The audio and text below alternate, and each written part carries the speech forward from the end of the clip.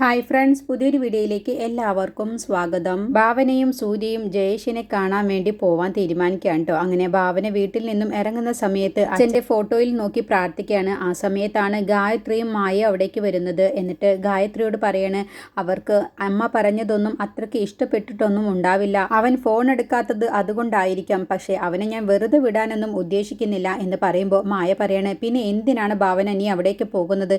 ഇതങ്ങ് വിട്ടൂടെ എന്ന് ചോദിക്കുമ്പോൾ, ഇല്ല, അവൻ്റെ ഉദ്ദേശം എന്താണെന്നുള്ളത് എനിക്കറിയണം, അതുകൊണ്ട് ഞാൻ പോയേ മതിയാവൂ. അല്ലെങ്കിലും ഈ വീട്ടിലെ എല്ലാവരുടെയും കല്യാണം കുറച്ച് പ്രശ്നങ്ങളിലൂടെയാണ് കടന്നു പോയിട്ടുള്ളത്, അതുകൊണ്ട് ഇതിനെയും അങ്ങനെ കണ്ടാൽ മതിയല്ലോ. ഭാനുവിനോട് ജയേഷ് ഫോൺ എടുക്കാത്ത കാര്യമൊന്നും പറയണ്ട, അവൾക്കത് വിഷമമാവും അമ്മേ. അപ്പോഴത്തേക്കും സൂര്യ വരികയാണ്. അങ്ങനെ സൂര്യയുടെ കൂടെ ഭാവന പോവുകയാണ്. അങ്ങനെ ഭാവന പോയി കഴിഞ്ഞ ശേഷം മായ ഗായത്രിയോട് പറയണേ, ഇവിടെ എന്താവശ്യം വന്നാലും ഇതുപോലെ ഓടാൻ ഭാവന മാത്രമേ കാണുകയുള്ളൂ എന്ന് പറയുമ്പോൾ ഗായത്രി പറയണേ, അതിന്റെ തലയിലെഴുത്ത്, അല്ലാതെ ഞാൻ എന്ത് പറയാനാ. പിന്നീട് ഭാവനയും സൂര്യയും കൂടി ജയേഷിനെ കാണാൻ വേണ്ടി പോയിക്കൊണ്ടിരിക്കുകയാണ്. അപ്പോൾ സൂര്യ പറയാണ്, ഭാവന നീ ജയേഷിനെ പിന്നെ വിളിച്ചോ എന്ന് ചോദിക്കുമ്പോൾ, ഇല്ല, അവൻ ഫോൺ എടുക്കുന്നില്ല. എങ്കിൽ നീ ഒന്നുകൂടി വിളിച്ചു നോക്ക്. അല്ല, അവൻ്റെ വീട്ടിലേക്ക് അങ്ങ് പോയാൽ പോരെ സൂര്യ എന്ന് ചോദിക്കുമ്പോൾ, അത് വേണ്ട, നീ ഒന്നുകൂടി വിളിച്ചു നോക്ക്. എന്നിട്ട് അവനെ കണ്ടാൽ, അവനെ കിട്ടിയാൽ അവനെ നേരിട്ട് നമുക്ക് കണ്ട് സംസാരിക്കാമല്ലോ. അങ്ങനെ ഭാവന പല തവണയായിട്ട് ജയേഷിൻ്റെ ഫോണിലേക്ക് വിളിക്കുമ്പോഴും അവൻ അത് എടുക്കുന്നില്ല കേട്ടോ. അങ്ങനെ സൂര്യ വീണ്ടും വിളിക്കാൻ വേണ്ടി ഭാവനയോട് പറയണേ. അങ്ങനെ ഭാവനയാണ് വിളിക്കുന്നത് എന്ന് മനസ്സിലാക്കുമ്പോൾ ജയേഷ് ഫോൺ എടുക്കുന്നില്ല. അപ്പോഴാണ് മോഹനൻ അകത്തു നിന്നും വരുന്നത്. എന്നിട്ട് ഭാവനയാണോ എന്ന് ചോദിക്കുമ്പോൾ, അതെ അച്ഛാ എന്ന് പറയട്ടോ. എങ്കിൽ നീ ഇനി ഫോൺ എടുക്കുക, എന്നിട്ട് സ്പീക്കറിലിട്ട് സംസാരിക്കും. അങ്ങനെ ജയേഷ് ഫോൺ എടുത്ത് സംസാരിക്കാൻ കേട്ടോ. എന്താ ഭാവനേച്ചി എന്ന് ചോദിക്കുമ്പോൾ, നീ എന്താ ഫോൺ എടുക്കാത്തത്? അതെൻ്റെ ചേച്ചി, എൻ്റെ ഫോൺ ചെറിയ കംപ്ലൈൻറ്റിലായിരുന്നു എന്ന് പറയട്ടോ.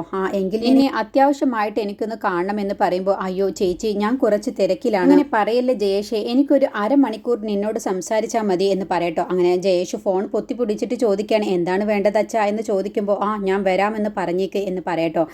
എങ്കിൽ ഞാൻ നിങ്ങൾ പറയുന്ന സ്ഥലത്തേക്ക് വന്നോളാം എന്ന് പറഞ്ഞ് ജയേഷ് ഫോൺ വെക്കുക. അങ്ങനെ ജയേഷ് പാർക്കിലേക്ക് വരാൻ വേണ്ടി പറയട്ടോ. അങ്ങനെ ഫോൺ വെച്ച ശേഷം ഭാവന പറയണ, കണ്ടില്ല സൂര്യ, എനിക്കെന്തോ ഇതിലൊരു ചതി മണക്കുന്നുണ്ട്. അവൻ്റെ ഫോൺ കേടാണെന്ന് പറഞ്ഞതൊക്കെ കള്ളമാണ് എന്ന് പറയുമ്പോൾ സൂര്യ പറയണ, വാ നമുക്ക് നോക്കാം, അവൻ്റെ എന്ത് ഉദ്ദേശമാണെങ്കിലും നമുക്കത് കണ്ടെത്താം എന്ന് പറഞ്ഞ് ഭാവനയും സൂര്യയും പാർക്കിലേക്ക് പോവാണ് കേട്ടോ. ഈ സമയം മോഹനൻ ജയേഷിനെ ഉപദേശിക്കുകയാണ്, അവർ എന്ത് ഓഫർ പറഞ്ഞാലും നീ അതിനൊന്നും അംഗീകരിച്ചു കൊടുക്കരുത്, നിന്റെ വില നീ കളയരുത്, എന്നാലാണ് നമ്മൾ ഉദ്ദേശിച്ചതുപോലെ കാര്യങ്ങളൊക്കെ നടക്കുകയുള്ളൂ. അച്ഛൻ പറയുന്നതിന്റെ അപ്പുറം ഞാൻ ഒന്നും ചെയ്യില്ല. അപ്പോൾ മോഹനൻ പറയണ, നമ്മൾ വർഷങ്ങളായി കാത്തിരുന്നതിന്റെ ഫലം നമുക്ക് കിട്ടണമെങ്കിൽ ഈ ഒരു വഴി മാത്രമാണ് നമ്മുടെ മുന്നിലുള്ളൂ. അങ്ങനെ ജയേഷ് പാർക്കിലേക്ക് പോവുകയാണ് കേട്ടോ. മോഹനൻ പറഞ്ഞ ഉപദേശങ്ങളൊക്കെ കേട്ടോണ്ടാണ് പോകുന്നത്.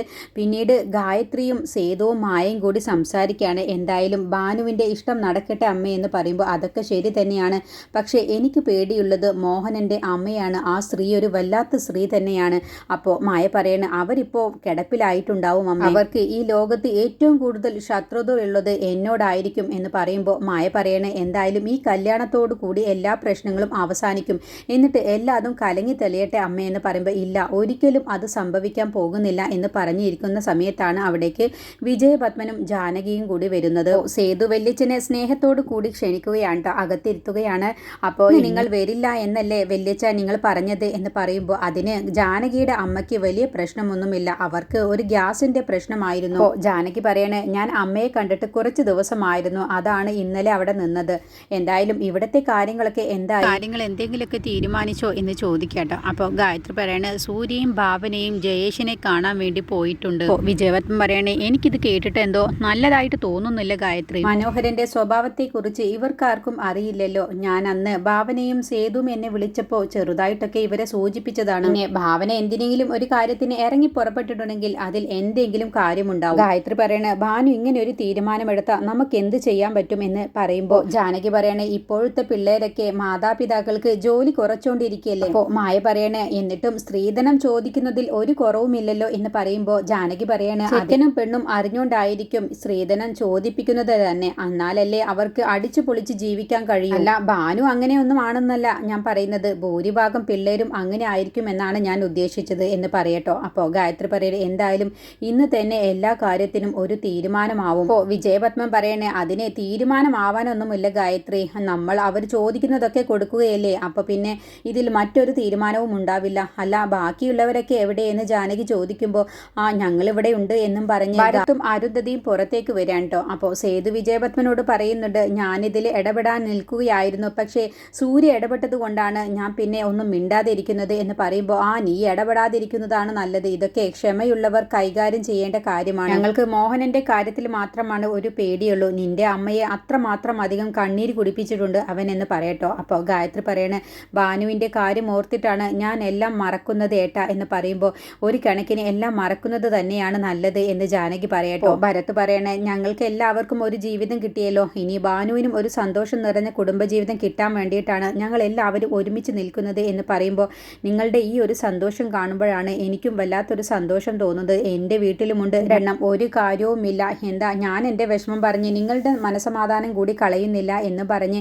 ഭാനുവിനെ കാണാൻ വേണ്ടി ജാനകി പോവുകയാണ് കേട്ടോ. അപ്പോൾ ഭാനു ആണെങ്കിലോ ടെൻഷനോട് കൂടിയിട്ട് ഇരിക്കുമ്പോൾ ജാനകി ചെന്ന് ആശ്വസിപ്പിക്കുകയാണ്, മോളിനി ടെൻഷൻ ആവുകയൊന്നും വേണ്ട, സൂര്യയും ഭാവനയും എന്തായാലും ഇന്ന് പോയി സംസാരിക്കുന്നുണ്ടല്ലോ, നീ ഒരു കാര്യം മാത്രം ചിന്തിച്ചാൽ മതി, നിന്റെ ഭാവനേച്ചിയെ ഒരിക്കലും നീ മറന്നു പോവരുത്, ആരുടെ എന്ത് പ്രശ്നം വന്നാലും അവൾ മുന്നിട്ട് ഇറങ്ങി അതിനെല്ലാം പരിഹാരം കണ്ടെത്തുന്നവളാണ്, അതുകൊണ്ട് നീ ഒരിക്കലും അവളെ കൈവിട്ട് കളയരുത്, പിന്നെ അവൾ ആഗ്രഹിച്ചതുപോലെ നീ ഒരു ഡോക്ടറായി നല്ലതുപോലെ പഠിച്ചൊരു ഡോക്ടറായി കാണിച്ചു കൊടുക്കണം എന്നൊക്കെ പറഞ്ഞ് ജാനകി ഭാനുവിനെ ഉപദേശിച്ചുകൊണ്ട് പോവുകയാണ് കേട്ടോ. പിന്നീട് സേതുവിനോട് വല്യച്ഛൻ സംസാരിക്കുകയാണ്. അപ്പോൾ മോഹനന്റെ സ്വഭാവത്തെക്കുറിച്ച് പറഞ്ഞത് കേട്ടപ്പോൾ സേതുവിന് പേടിയാവാൻ കേട്ടോ. ഈ കല്യാണം നടത്തണം വല്യച്ഛ എന്ന് ചോദിക്കുമ്പോൾ, എന്തായാലും സൂര്യയും ഭാവനയും തിരിച്ചു വരട്ടെ, എന്നിട്ട് നമുക്ക് തീരുമാനിക്കാം. അല്ല വല്യച്ഛ, ഈ കല്യാണം ഉറപ്പായി നടക്കും, അവരുടെ എല്ലാ ഡിമാൻഡുകളും നമ്മൾ നടത്തി കൊടുക്കുകയല്ലേ, അപ്പോൾ പിന്നെ അവർ ഇതിൽ നിന്നൊന്നും ഒഴിവാവുകയില്ല എന്ന് പറയുമ്പോൾ, മോഹനന്റെ പഴയ സ്വഭാവമൊക്കെ മാറിയിട്ടുണ്ടാവും, സ്വന്തം മകന് വേണ്ട സ്വഭാവം മാറ്റി വെച്ചിട്ടുണ്ടാവും എന്ന് പറയുമ്പോൾ സേതു പറയുന്ന, അച്ഛനമ്മമാർ അതിന് മക്കൾക്ക് വേണ്ടിയിട്ടാണല്ലോ എല്ലാം മറക്കുന്നതും ക്ഷമിക്കുന്നതും എന്ന് പറയട്ടോ. അപ്പോൾ വിജയപത്മൻ പറയണ,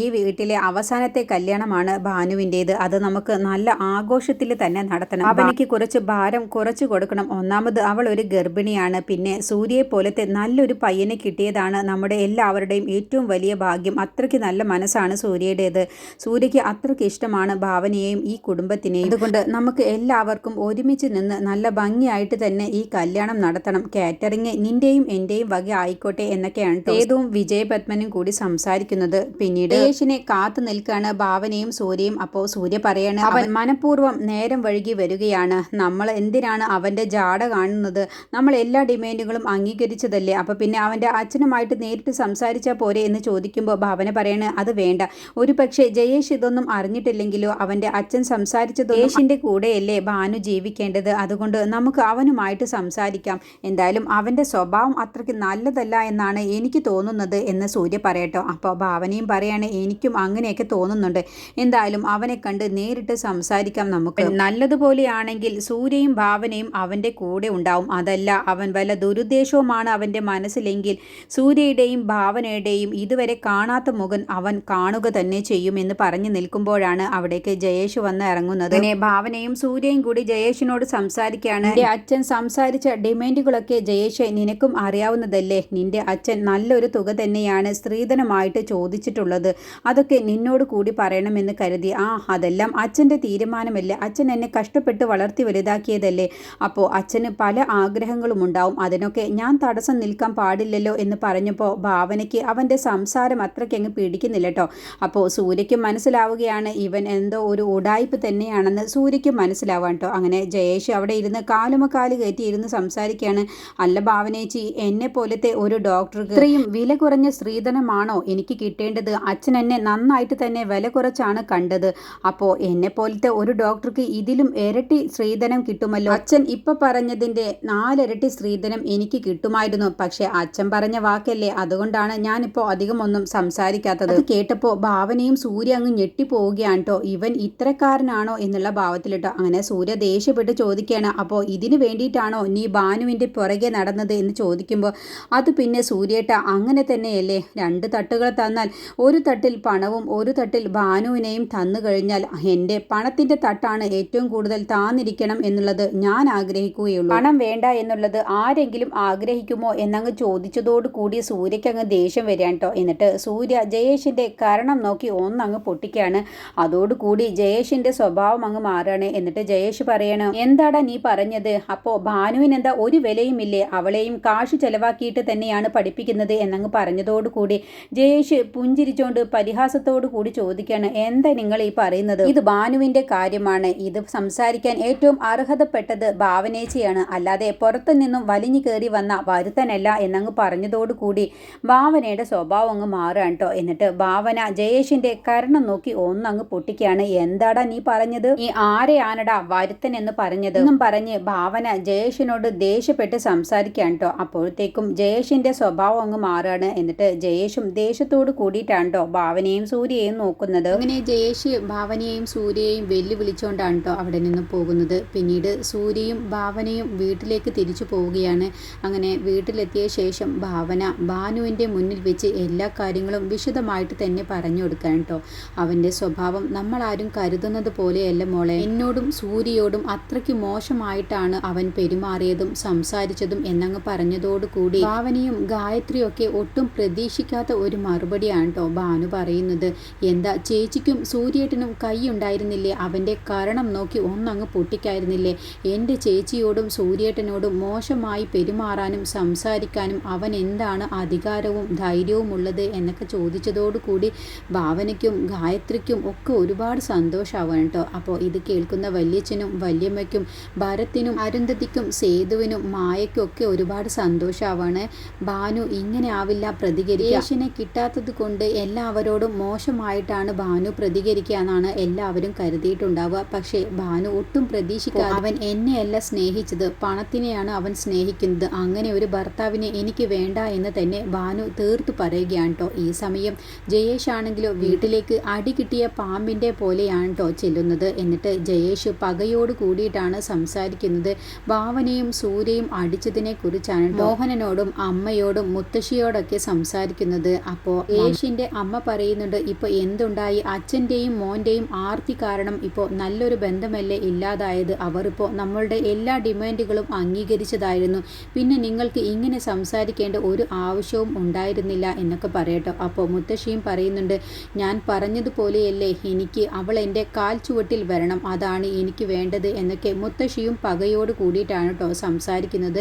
ഗായത്രിയെ ഒതുക്കാൻ വേണ്ടിയും ഭാനുവിനെ ഒരു കരുവാക്കിയിട്ടാണ് അവരെല്ലാവരും കളിക്കാൻ ഒരുങ്ങുന്നത്. അപ്പോൾ ജയേഷ് പകയോട് കൂടി പറയുകയാണ്, അവളെ ഞാൻ എൻ്റെ കാൽ ചുവട്ടിലേക്ക് വരുത്തും, അതിനുള്ള മാർഗമൊക്കെ എൻ്റെ കയ്യിലുണ്ട് എന്നൊക്കെ പറയാണ്. അപ്പോൾ അന്ന് ഭാനുവിനെ ബോധം കെടുത്തിയ ശേഷം ഹോട്ടൽ റൂമിലേക്ക് കൊണ്ടുപോയിട്ട് ഭാനുവിൻ്റെ ഒരുപാട് മോശമായ ചിത്രങ്ങളൊക്കെ ജയേഷ് എടുത്തിട്ടുണ്ടാവും കേട്ടോ. അത് വെച്ചാണ് ഇനി ജയേഷ് വരെ ഭീഷണിപ്പെടുത്തി ഭാനുവിനെ കല്യാണം കഴിപ്പിക്കാനുള്ള പരിപാടി നടത്തുക. ഭാവനയും സൂര്യയും ജയേഷിൻ്റെ ഈ ഡിമാൻഡിൻ്റെ മുന്നിൽ ധർമ്മസങ്കടത്തിലാവാൻ പോവുകയാണ്. അങ്ങനെ അവർക്ക് നിവൃത്തിയില്ലാതെ ഭാനുവിനെ ജയേഷിൻ്റെ എല്ലാ ഡിമാൻഡുകളും അംഗീകരിച്ചുകൊണ്ട് ഭാനുവിൻ്റെയും ജയേഷിൻ്റെയും വിവാഹം നടത്താനുള്ള പ്രതിസന്ധി വരികയാണ്.